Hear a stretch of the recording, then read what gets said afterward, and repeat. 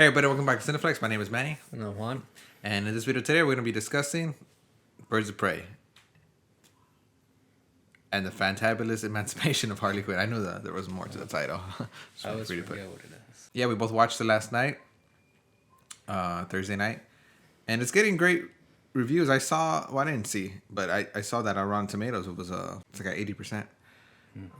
But Rotten Tomatoes is weird. So right off the bat, I mean, coming out of Suicide Squad, which was the only good thing that came out of Suicide Squad was Margot Robbie being Harley Quinn. And so we'll start off with what I liked about the movie, which is Harley Quinn. I think Margot Robbie is pretty much embodied the character of Harley Quinn. I don't see any other person ever taking on this role. I think she's perfect for it.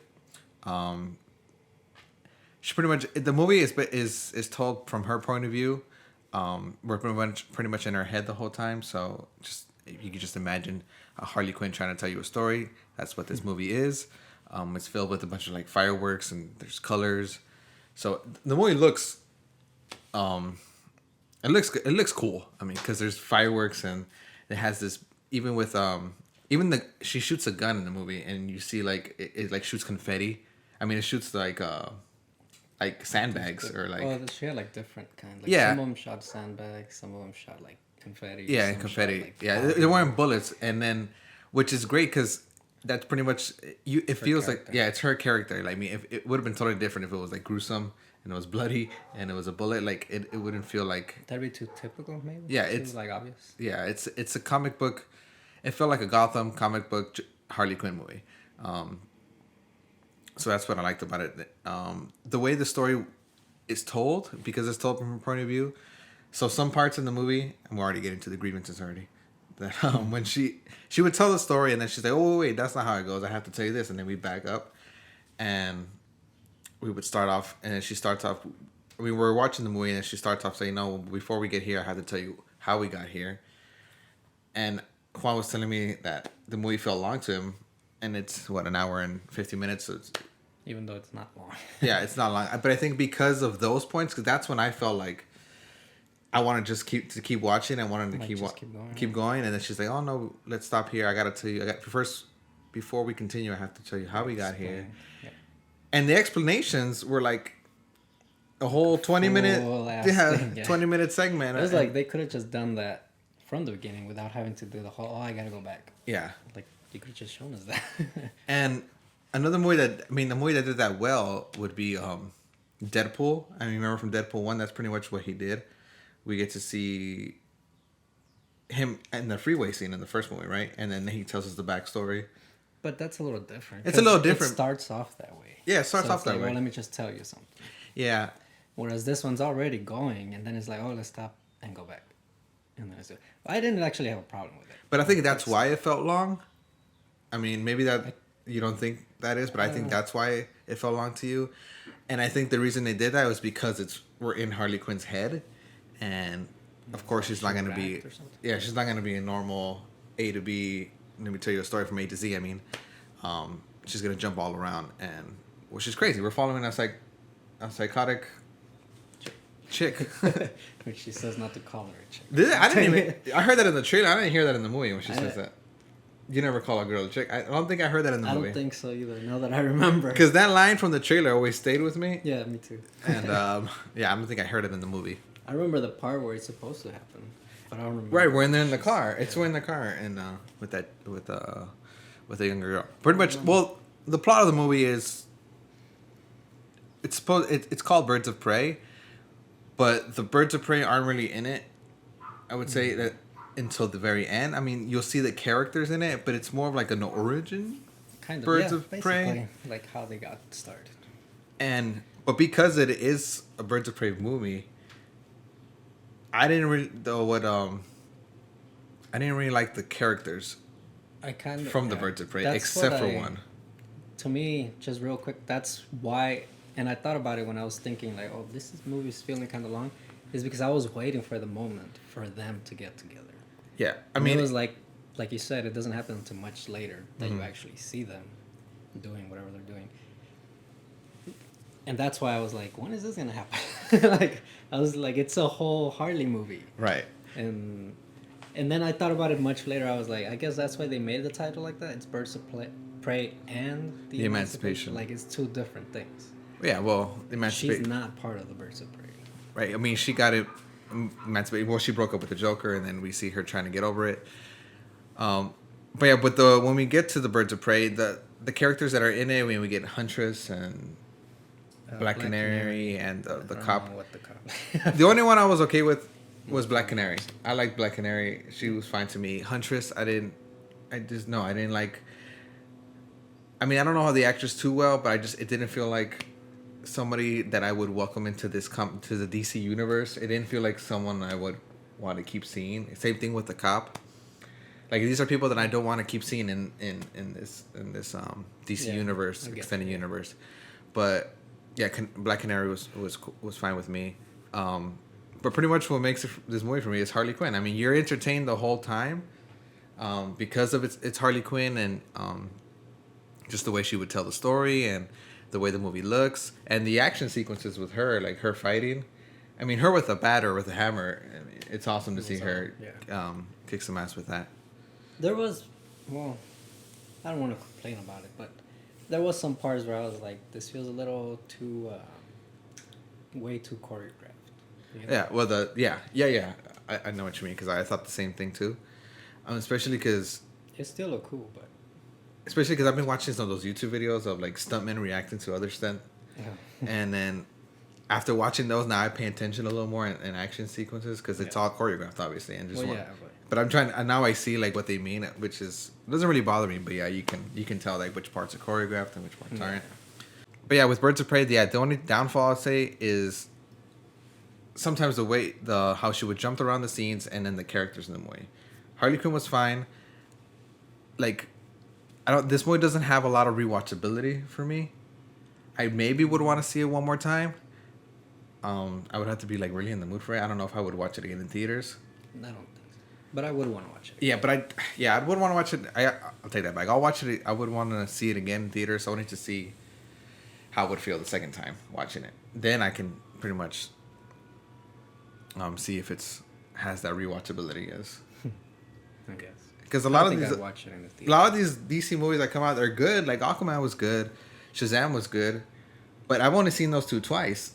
I've only seen those two once. Yeah, I want to see those two once. I also like both of them, and I haven't watched them again. Yeah, and the same thing. When Man of Steel I watched that more than once, but for sure less than like 5 times, I think, which is still a lot. But with these comic book movies, I want that rewatchability, and I like the Dark Knight trilogy, and a lot of these Marvel movies too. But a lot of these DC movies are good. They're fine. Birds of Prey is entertaining, but it's just missing that rewatchability for me. So that's what I think DC is missing. Only because there's so much good stories. So hopefully the next Wonder Woman. Oh, Wonder Woman. That one does have rewatchability. That for me. That one I really liked Wonder Woman. Hopefully the next one has that same feeling, and hopefully the next Batman installment with Robert Pattinson. Yeah. Which I have a lot of faith in. Hopefully knocks that out of the park. I've been kind of like, because I've been seeing him in a lot of very different roles. Because a lot of the movies he's done is like super different from one to the other. Yeah.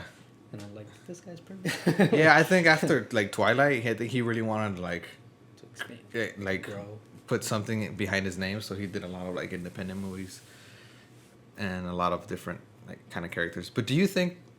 Now I feel like DC just like dug themselves a hole because I would want to see Harley Quinn with Batman, like, because that's what I liked about this movie. Like, you're in Gotham, and that's like it's it feels like awesome. Like, oh, they keep mentioning Gotham, they keep mentioning this villains and these villains and this family and these characters. But I'm like, are we ever gonna actually see? Are we ever actually gonna have that universe of the Gotham universe with? Yeah. But now because it's the Ben Affleck universe of Batman, I don't think we're ever gonna see Harley Quinn with another Joker or with Batman. And I don't know. I don't see a way of them implementing that with the Robert Pattinson movies or anything like that.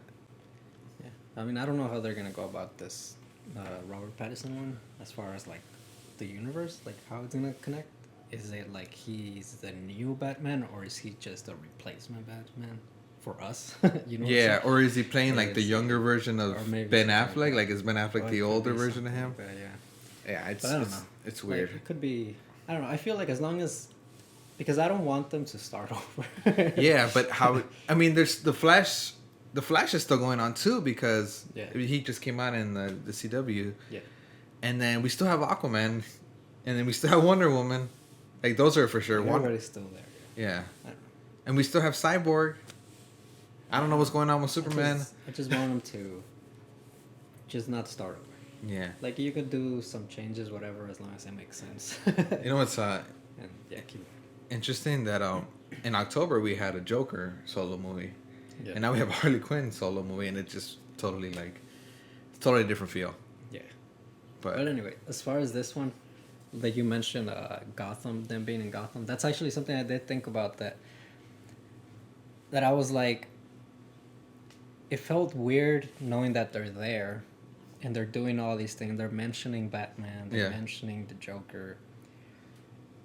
But yet it's still so contained, even though the guy they're going up against, the Black Mask or whatever his name was, right? Uh-huh. He's supposed to be like the big boss now, like. Yeah, he owns sees. He keeps Gotham saying, or yeah. whatever, or like everybody's afraid of him, and yet you don't see anybody else or anything connecting it to anything. Right. I just. Like, she's just out there living her life, like whatever.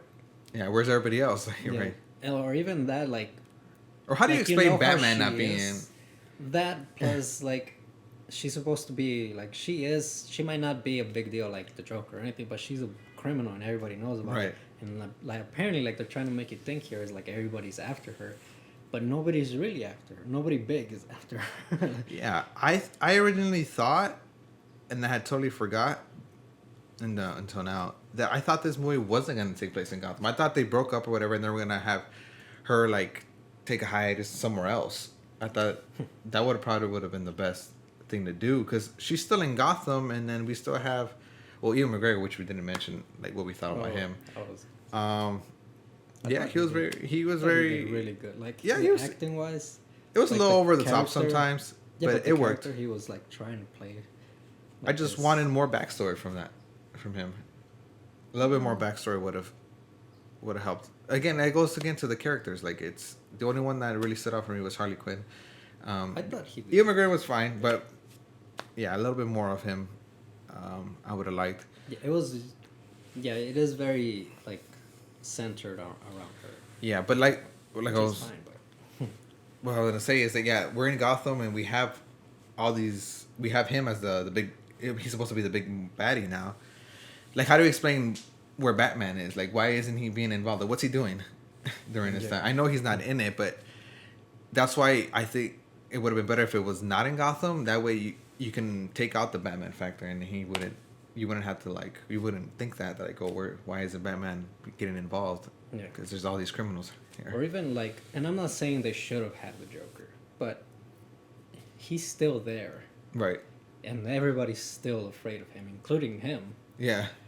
So, like, shouldn't his presence feel more present? Like, Yeah, well, Like, see, the that's fact that another he hole that they exists, dug like- them in because of all the backlash that Jared Yeah. Leto has. I'm pretty sure he's done. He's not gonna be the Joker. So how do you go about now? Like, how do you go? Like, what's the next step? Do you get a new replacement, or are we ever gonna see no. a Joker in this universe? That's what I'm saying it like what are they gonna do with Harley? Are they gonna continue making just Harley solo movies without Joker, without a Batman? I guess I can. I don't think. Well, I forget. I Like, just remember they're making the new Suicide Squad, and I guess Harley Quinn can be in that one. She probably will be, but I don't know what's gonna happen with Joker. And they mention Boomerang, I think, in this movie. He's in the wanted poster. She's like, oh, I know that She's guy. like- yeah. Yeah, so I'm sure she'll make an appearance in Suicide Squad.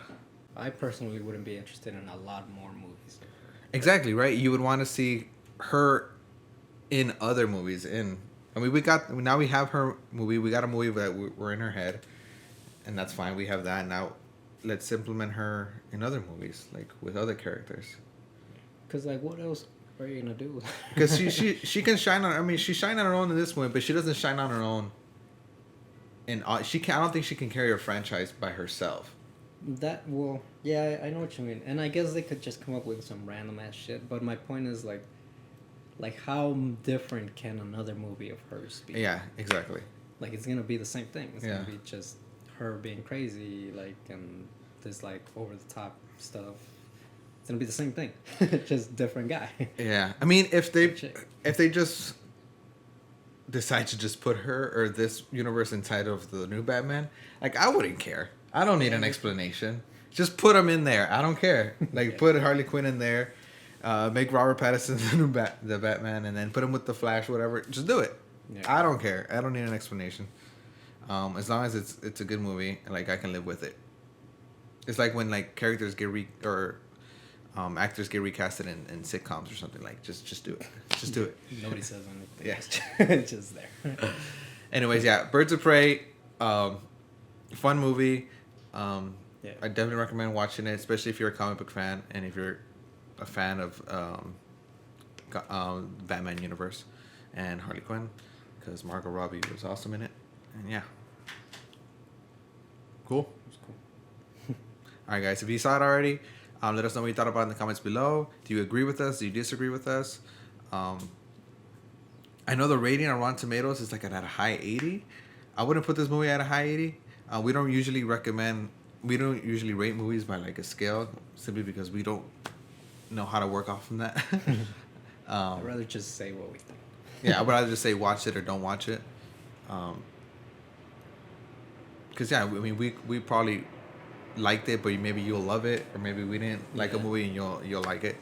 But yeah, Birds of Prey. I definitely say to watch it. Let us know what you thought about it in the comments below, and check out our other videos and like, comment, and subscribe. See you guys.